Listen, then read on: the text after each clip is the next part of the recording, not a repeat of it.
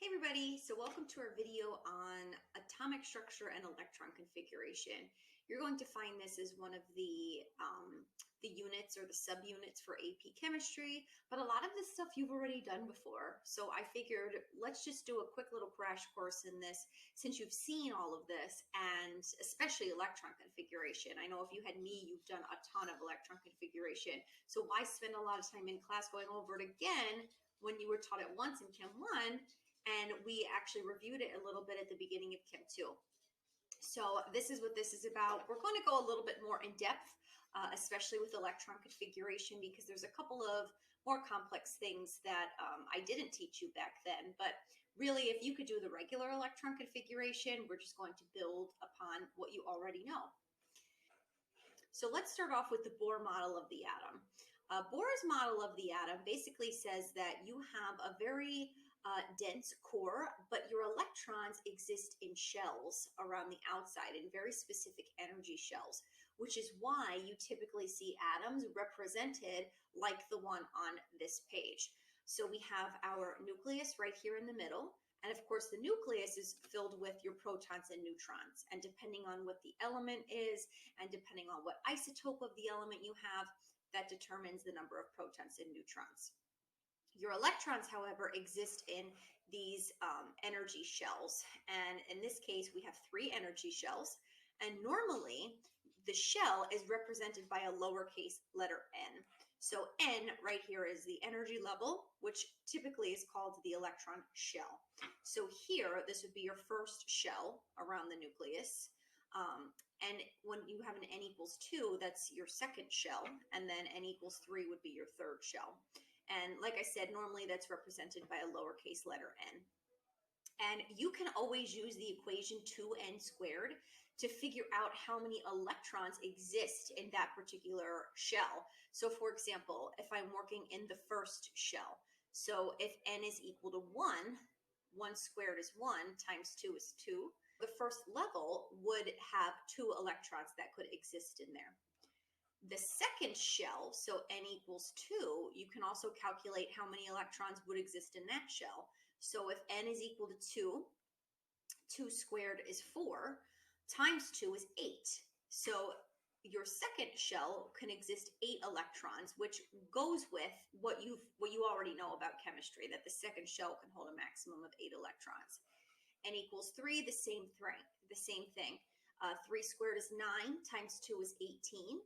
The third shell can hold up to 18 electrons maximum.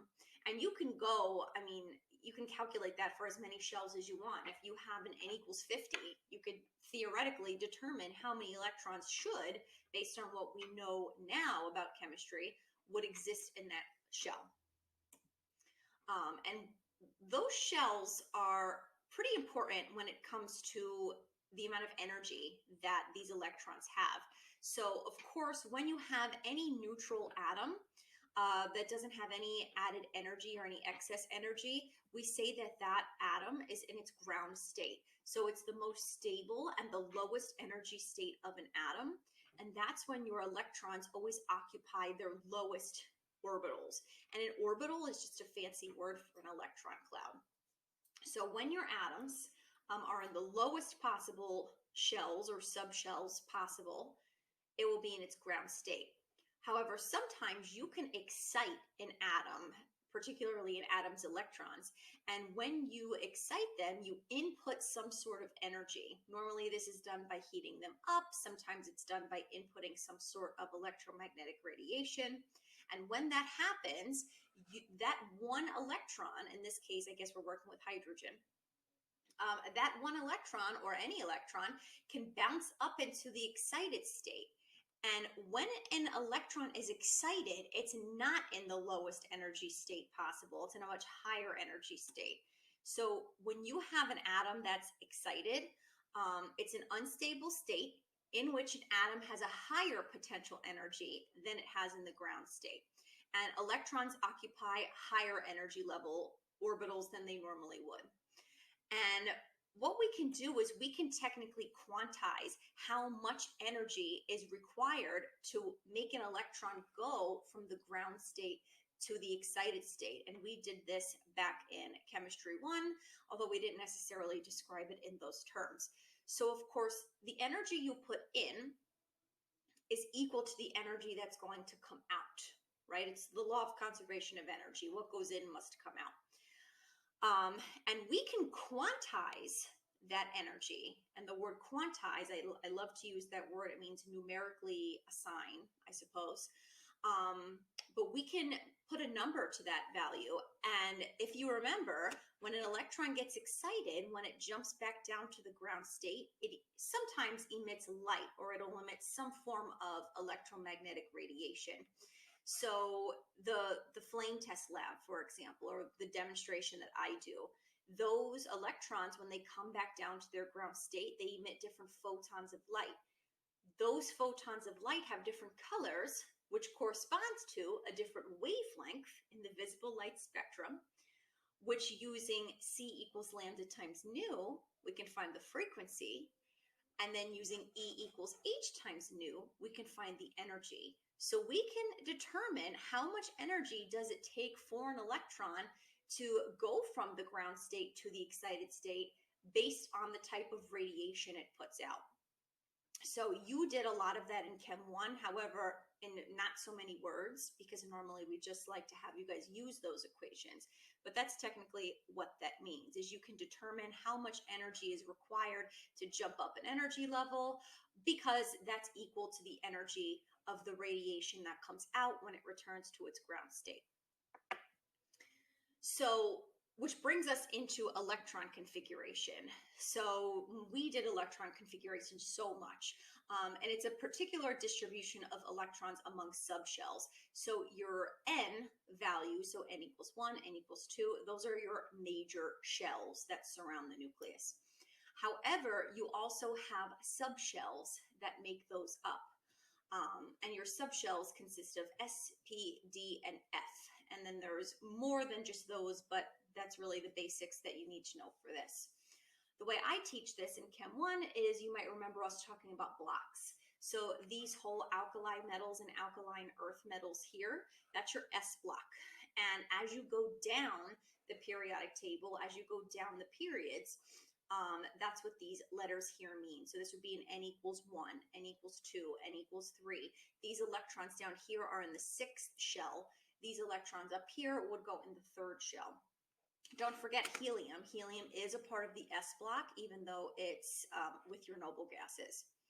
So there's your S block elements. You have your P block elements. So every element in this section right here would end its electron configuration with 2p. So fluorine, for example, would end in 2p5.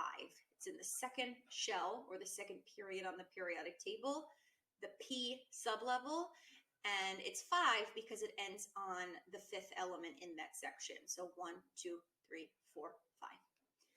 Your transition metals is your D block, and there's something kind of funky that happens here, but if you remember, we said before that the 3rd shell holds a maximum of 18 electrons. And if you look going across the 3rd period, we see here's the first 2 electrons, and here's the next 6 electrons. So there's our total of 8. And a lot of times students will say, well, wait a minute, where's the extra 10? Because the 3rd shell holds a maximum of 18. That's where these come into play. So these D electrons actually go into the shell before. So these are your 10 electrons that we're missing from there. So these 3D, this first row of transition metals, actually go into the 3rd energy level. So it goes back up after 3p, it goes 3p6, 4s2, and then these electrons go into the 3rd energy level, so 3d10. And then if I was to go all the way through there, I would end up continuing on with 4p1 or whatever. Same thing with the next row, so your lanthanides and your actinides. So some periodic tables are a little bit different. When you start getting to those very heavy elements, it's kind of theorized as to what happens. So if we look here, here's lanthanum and actinium. And this whole entire section right here fits right in here, in between these 2 elements. So just be aware of that as you're doing electron configuration, and I'll show you one of the exceptions on one of the later slides. So if you think about the fourth shell, 4 squared is 16 times 2 gives you 32. All right, well, here are your 2 plus your other 6, which gives you 8, plus the 10 is 18. Well, where are those other 14? Those 14 come from these sections right here. So this is your 4F block and your 5F block. And again, this whole entire section fits right in between here. And notice there is a 5D, 1, that comes before the 4F. Again, that's all theoretical. Chemists, it gets very difficult to study elements with very high masses because they're really not all that stable. So that's not something you're going to be tested on in class or on the AP exam, but just know that there is a little bit of an exception there. So these 14 come from that the F block. So here's 4s2, 4p6, 4d10, and then 4f14, which corresponds to the 32 electrons that would exist in the fourth shell. And then, of course, the fifth shell would have even more than that. But this periodic table, we can make heavier elements, which is what's really cool about chemistry is this periodic table technically isn't done. We can make heavier elements. This is always a work in progress. So theoretically, we can have a periodic table that's 100 times more massive than this. Is it probable? Probably not, because your nuclei are going to get so unstable and they're going to form into these smaller elements anyway. So, so just keep that in mind as you're looking at the periodic table, but I think I'm rambling. Here's the basic idea behind the electron configuration, which you've done before. As you're doing electron configuration, now if you can do what I showed you here, because this is how I always learned how to do it, was to just look at a periodic table and figure out what the electron configuration was. You know, 1s2, 2s2, 2p6, 3s2, whatever. Technically, there's this principle known as the Aufbau Principle. And the Aufbau Principle shows us the order in which we fill up those orbitals or those subshells. So it's a scheme used to reproduce the electron configurations of the ground states of atoms by successively filling up subshells with electrons in the specific order. That's basically what you're doing here, but we're putting a name to that. Now, filling them in their successive order, in the correct order, is called the Aufbau Principle. And Aufbau is a German word for building up. So we're building up from the bottom to the top. There's a very famous image that goes with this, and to me the image that I see on the internet a lot and in textbook doesn't always make sense, so I had to build my own image for this. When I think of building, I think building from the bottom up, right? Building up, as it's saying. A lot of times on the internet you'll see it building down, which I don't think makes that much sense, so I'm going to do it opposite. Normally the way it looks is you're going to start off with 1s, right? And you're just going to start kind of stacking these on top of each other, but you're going to just go with the S block right off the bat. So 1s, 2s, and then I'm going to go 3s, 4s, 5s, 6s, 7s. I'm just building them up, going straight up.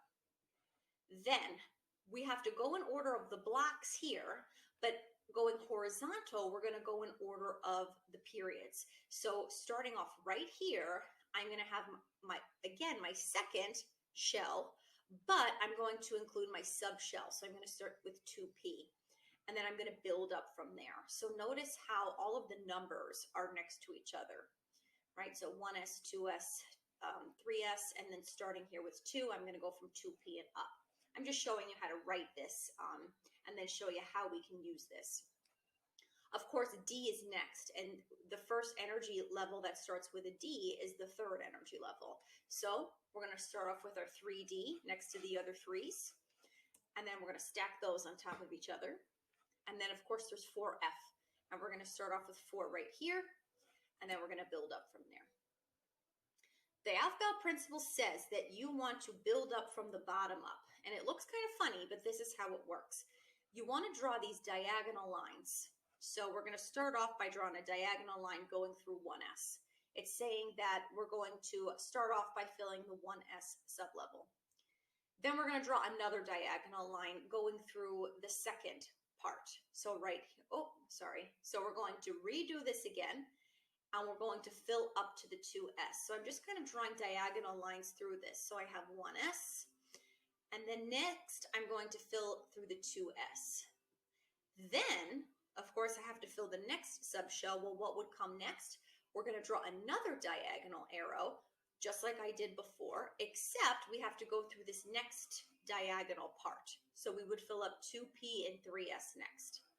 And then we would continue this going all the way through. So after you get to 3s, since that's the end of that building up part, I would repeat that process with a new arrow. So notice these diagonal lines are horizontal all the way going up. And then I would redo it again and going up. So notice the order that they're going in. It's going in the correct order that you would see this on the periodic table.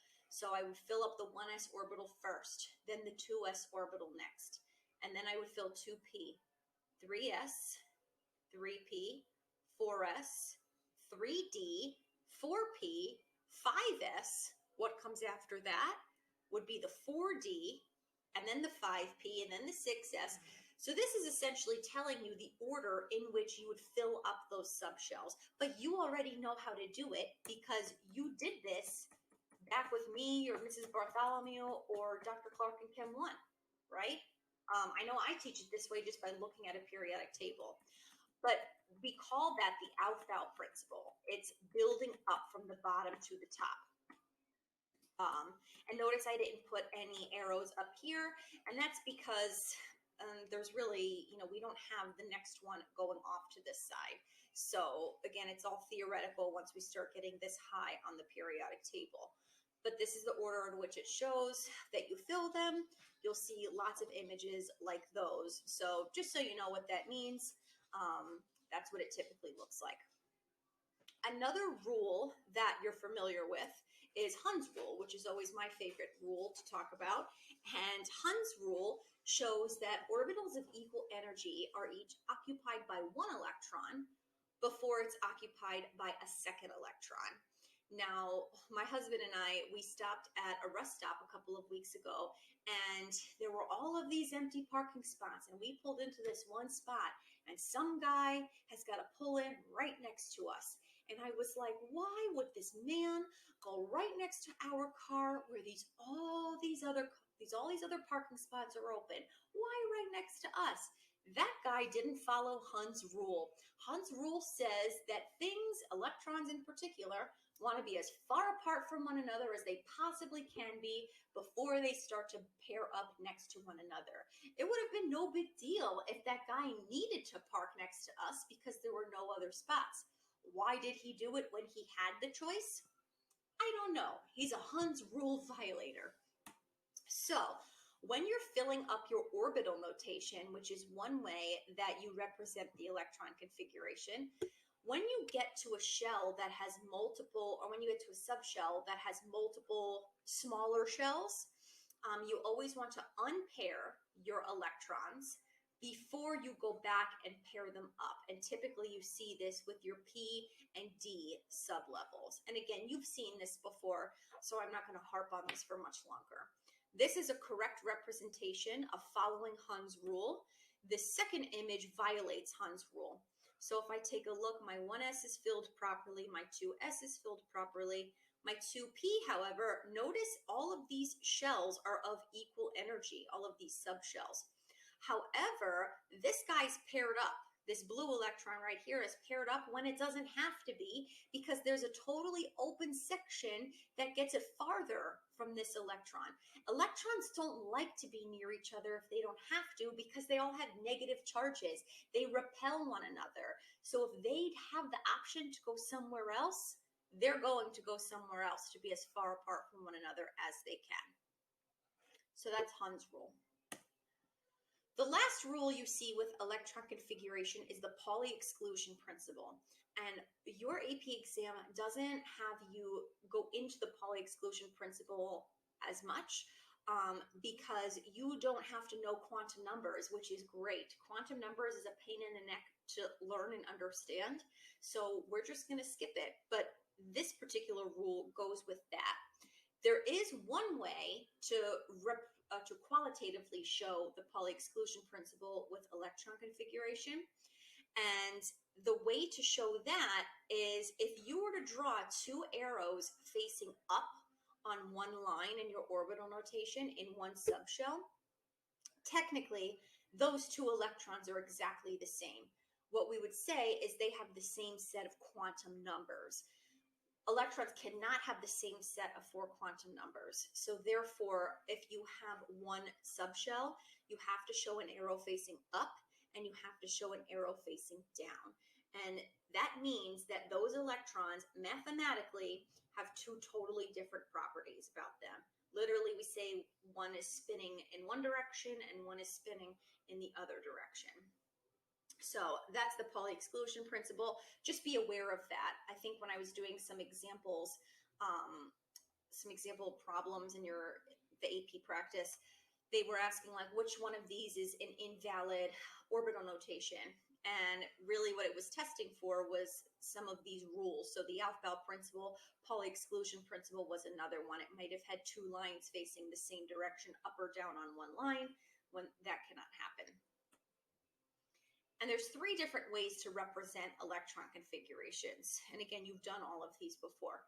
The first way is the orbital notation, which is a diagram to show how the orbitals of a subshell are occupied by electrons. So this particular example here would be for oxygen. And you know that because this has 1, 2, 3, 4, 5, 6, 7, 8 electrons or 8 arrows. So this must be the orbital notation for oxygen. And we call that the orbital notation. This is crucial. You have to know how to draw the orbital notation for different elements. And that's because it allows you to see what makes some elements more stable than others, which we'll get into in class a little bit more. That's one way of representing it. There's also the longhand electron configuration. So for oxygen, to represent that, you would just start from hydrogen at the beginning of the periodic table.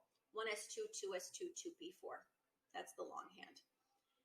There's a shorter way, which is the shorthand notation or the noble gas notation.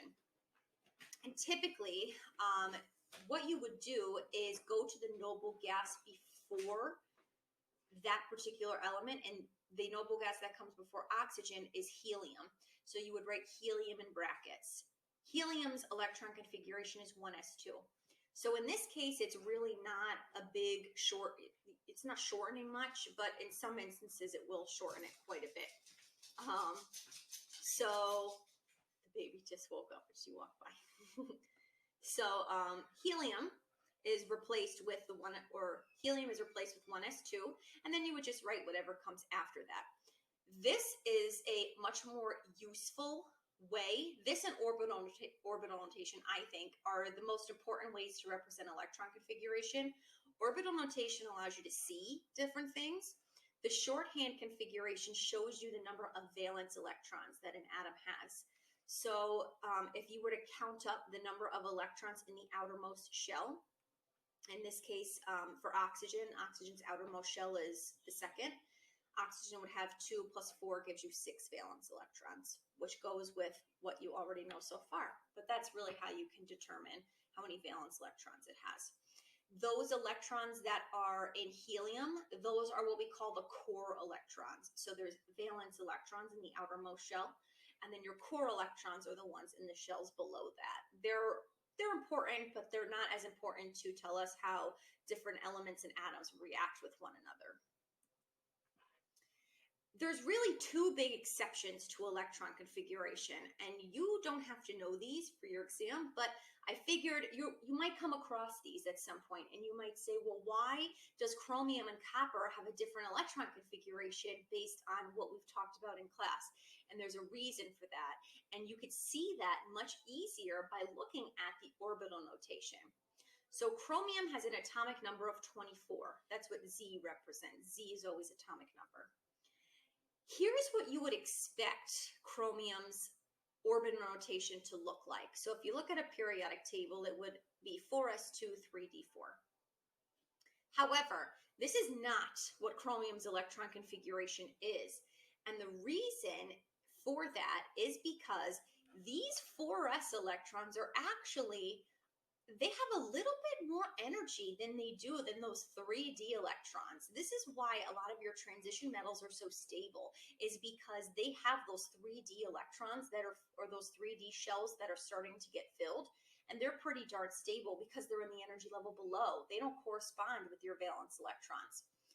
Therefore, the real configuration that happens is it would look something like this. So it kind of violates the Aufbau principle, but the reason why it violates the Aufbau principle is because when one of these 4s electrons goes to this final 3D shell, this 3D shell is half full. And when it's half full, it's actually more stable than it is when it's not all the way half full. So you might see on the periodic table that chromium's electron configuration would say 4s1 3d5. And again, it's more stable when it has a half-filled 3D subshell. The same thing goes for copper. So copper ends with 4s2 3d9. Notice how this 3D subshell needs one more electron to have a full D shell, a full D subshell. And it can get one actually from this 4s subshell here. So one of those 4s electrons is going to transfer to the 3D subshell, because now that this 3D subshell is half filled, it's more stable, that whole atom. It's more stable when it has that full 3D subshell. And it's okay that the 4s one isn't totally filled, because again, this electron, they want to be in the lowest energy levels possible. In this case, it's going to pop on over to that 3D, so that 3D subshell is totally filled before the 1s. And that's just an exception to the rule. So you might see those on paper, and you might see those on some periodic tables. I just wanted to let you know why that happens. Again, it's because when those 3D shells are half filled or totally filled, they become a lot more stable. So they want to do that. They transfer one of their s electrons to the 3D shell to do that. Let's talk about electron configurations with ions. So you're going to see some of these as well. So to write the electron configuration of an ion formed by a main group element, you're only going to work with main group elements here. First, you're going to start with the electron configuration for the neutral atom. And then you'll add or remove the appropriate number of electrons. Let's do an example. So I have sodium. Sodium's electron configuration is 1s2, 2s2, 2p6, 3s1. Typically, sodium is going to lose its one valence electron, and that's because it has a very low ionization energy. And it has a low ionization energy because it wants to lose that one electron to be very stable like neon. So it does that very, very readily. So what happens is, if sodium is losing an electron, this 3s electron is going to be gone. So the sodium ion's electron configuration is going to look like 1s2, 2s2, 2p6, because that 3s electron is gone when it reacts to something else. And this makes sense because when sodium loses its one valence electron, it wants to be like neon, because neon is stable. And guess what? This is neon's electron configuration. So sodium is totally happy like that because it has neon's configuration. Notice how in this case, since sodium becomes a cation, it's losing an electron. So you do want to subtract electrons from cations. And this always seems kind of backwards for students, but remember, electrons have a negative charge. So in order for them to become positive, they're actually losing negative things. And here's another example for chlorine. So chlorine, 1s2, 2s2, 2p6, 3s2, 3p5. Chlorine has a very high electronegativity. It wants to gain that last electron very, very badly in order to be like argon. So when it does that, it becomes the chloride ion with an extra electron. So, oops, my face is in the way here. So notice when I add that extra electron, our new configuration is 1s2, 2s2, 2p6, 3s2, 3p6. So I had to add an extra electron to that configuration. And look, right now, that is the same exact electron configuration as argon. And that's why chlorine is so stable with that added electron, because it has the same configuration as argon. And argon's a noble gas. It's stable the way that it is. That's what atoms do, is they strive to be just like the noble gases. So notice you had to add electrons here. Add electrons to anions in order to get the appropriate electron configuration. This brings us to the next topic. So the sodium ion and the chloride ion both have the same electron configuration as another element on the periodic table. We call those isoelectronic. So isoelectronic means that atoms have the same number of electrons or the same electronic structure.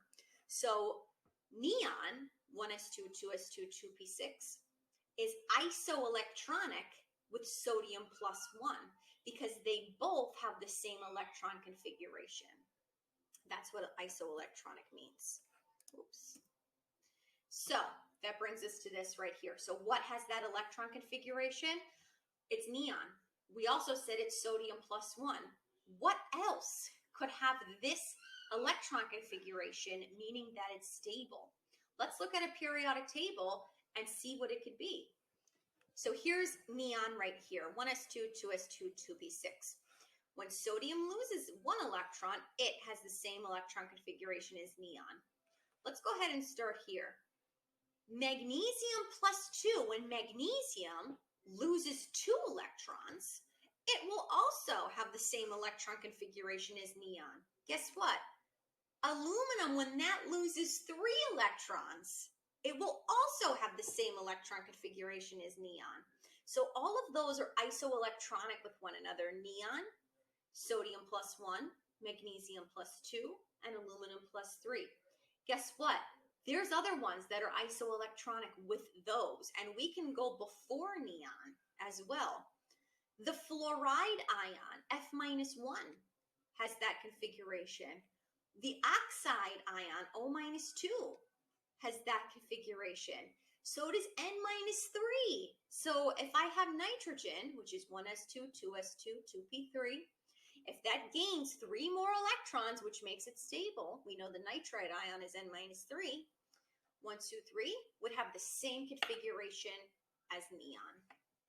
And that's why all of those are isoelectronic with one another. They have the same electron configuration, which is why all of these are stable. These are stable ions. That's why magnesium always has a +2 charge, is because it's stable when it has a +2 charge. One last thing we'll talk about. Let's talk about excited electron configurations. So let's consider carbon. Carbon's electron configuration is 1s2, 2s2, 2p2. Normally, its orbital notation would look like this. So you have your 1s2 subshell totally filled, 2s2 subshell totally filled, and then 2 unpaired electrons in the 2p shell. However, you might sometimes see that the orbital notation is drawn incorrectly, and that's because sometimes they are representing atoms in their excited state. So if energy is added to this atom, the electrons go to a higher energy shell, right? That's what we showed before. They might go to that higher energy shell. And when they do that, it's going to look like the electron configuration or the orbital notation is drawn incorrectly. So right now on the screen, this right here would be carbon's ground state orbital notation. This would be what carbon's ground, or this would be what carbon's electron, this would be what carbon's excited orbital notation might look like. So notice here, I have this 2s shell that's not totally filled, and one of those electrons went into the 2p. So in this case, this extra electron jumped up an energy level where it really doesn't belong. This would be an example of an orbital notation or an electron or an atom that is in its excited state. One electron jumped into a higher energy shell than it should be in, thus making it excited. You'll do some examples with those in class. Okay, so this part is filmed much later because I realized I wanted to tell you this as well. Not sure if it's on the AP exam, it might be, so I figured I might as well just show you this anyway. But I want to talk about magnetism for a second. And certain elements might have a weak attraction for a magnet, or some of them might actually be repelled by a magnet. And what it all comes down to is their electron configuration. So we're going to go ahead and look at two elements and determine whether or not they would be weakly repelled by a magnet or if they would be weakly attracted to an element. And the first one we're going to look at is magnesium.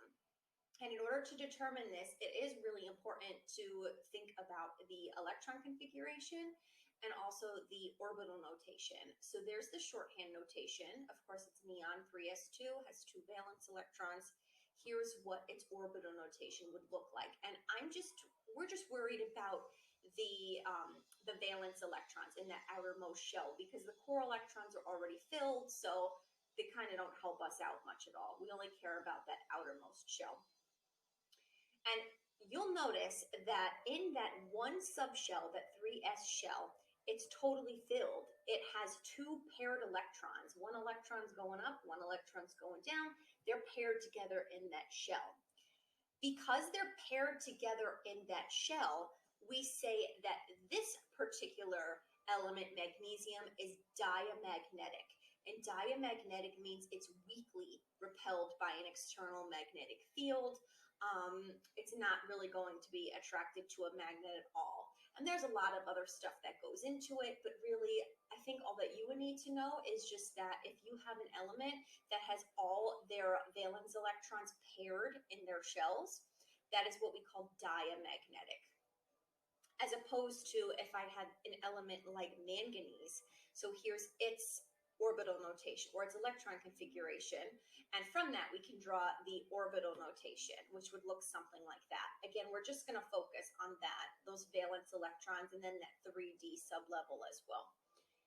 You'll notice that this one's a little bit different. So this one does have that S subshell totally filled, but here we also have those 3D electrons. And when we draw that orbital notation, we have 5 electrons that are not paired at all. So because I have 5 unpaired electrons, or at least one unpaired electron in its outermost shell, we call that paramagnetic. So paramagnetic is it's weakly attracted to an external magnetic field. Let's see, move my face here. My mouse isn't working, I don't know why. But it's weakly attracted to an external magnetic field. And it doesn't have to be 5 unpaired electrons. It doesn't have to be half of the subshell is unfilled. All that matters is that you have at least one unpaired electron. So if you consider fluorine, for example, fluorine would have 2s2, 2p5.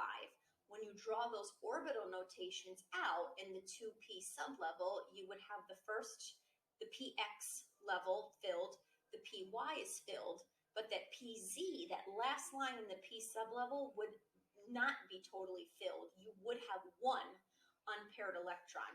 Therefore, fluorine would also be considered as paramagnetic because it is weakly attracted to an external magnet because it has at least one unpaired valence electron.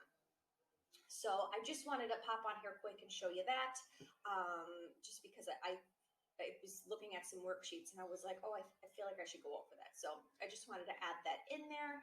I think you might see some practice problems on that, maybe in the book as well. But anyway, I'll do the conclusion next. We're gonna go back in time now. I hope that was useful. So what I would ask for you to do now is, of course, if you have any questions, let me know. There is a corresponding practice worksheet that goes with this, which I would love for you to do. And I will post the answers to that, and you will have a quiz on this stuff in class. So I hope this was helpful, and like I said, ask me any questions if you have any. I'll see you in the next video.